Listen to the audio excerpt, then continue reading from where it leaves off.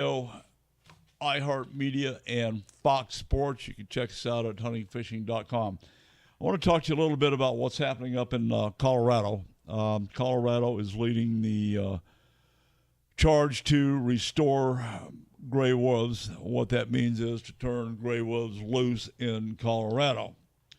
About 2 years ago, the Colorado villagers voted Proposition 114 in to bring back gray wolves, which would restore them to the what they say is the best unoccupied habitat in the country and reconnect populations from Mexico to the Arctic. Bad news, bad move.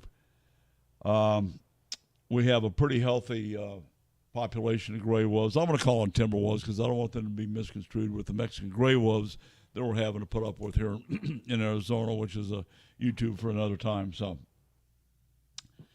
in short, this Colorado Wolf Restoration and Management Plan, and the management plan is right now still in an oxymoron stage. We don't know what that's going to look like.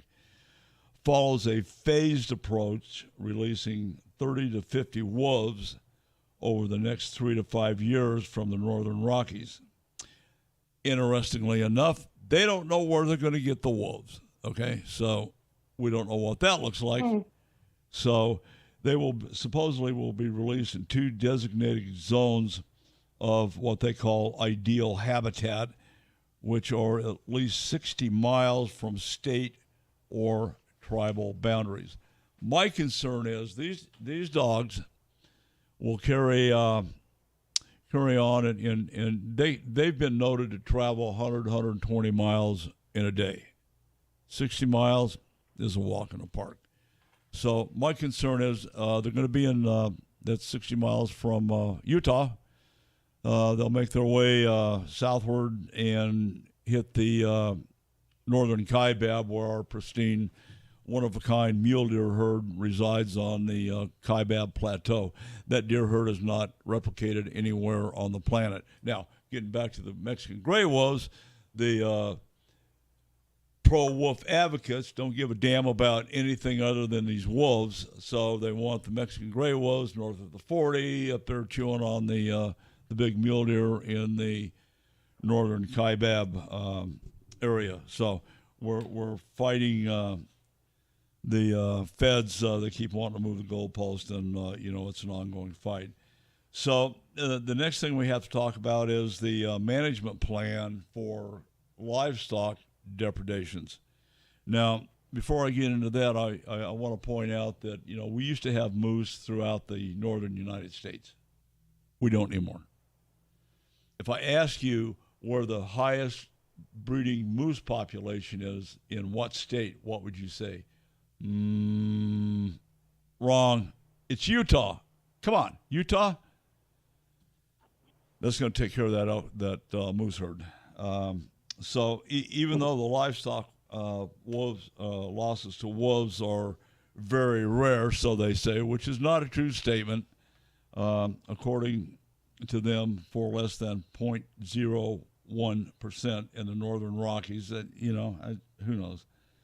A pivotal component of the wolf restoration will be how to manage conflicts that arise. They're going to arise. The wolves are going to chew on everything they can get their hands on, and they're indiscriminate killers. And the wolf advocates say, well, they kill to eat. No, there's wholesale killing. We've seen them do it. So anyway, moving beyond that. These interactions are supposed to be managed on a case-by-case basis using education, lethal conflict prevention, lethal removal and compensation. Livestock producers will receive a generous compensation.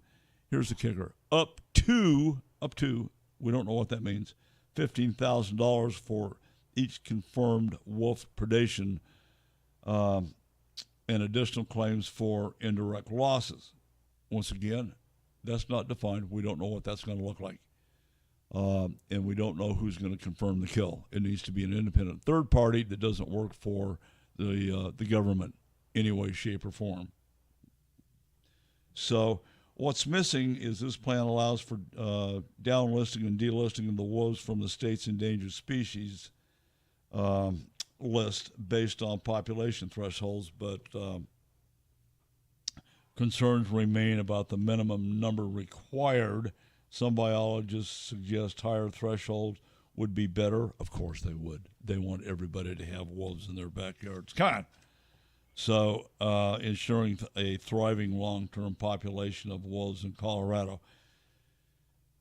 Unbelievable. And once again, the folks that are driving this behavior is defenders of wildlife, extremely green. They don't care about any other wildlife other than these wolves. After 25 years of wolf conservation experience, they say they will continue pioneering coexistence programs. What does that mean? That means that the sporting community, the wildlife NGOs, we're going to keep putting money into habitat restoration and, trying to maintain and increase game populations. Basically, all we're doing is setting the dinner table for these guys. We're setting the buffet for the wolves that will be coming into Utah, consequently down into Arizona, and turning sportsmen into criminals for taking these wolves out is basically what I see happening. So that said, if you have any thoughts on that, the governor of Colorado needs to hear from everybody else, because apparently they don't give a damn about Utah. They don't give a damn about Arizona. But you know what? I do. So we'll keep you posted on that. I'm Don McDowell, huntingfishing.com, Don McDowell Outdoor Radio. Like us on Facebook. Follow us on YouTube.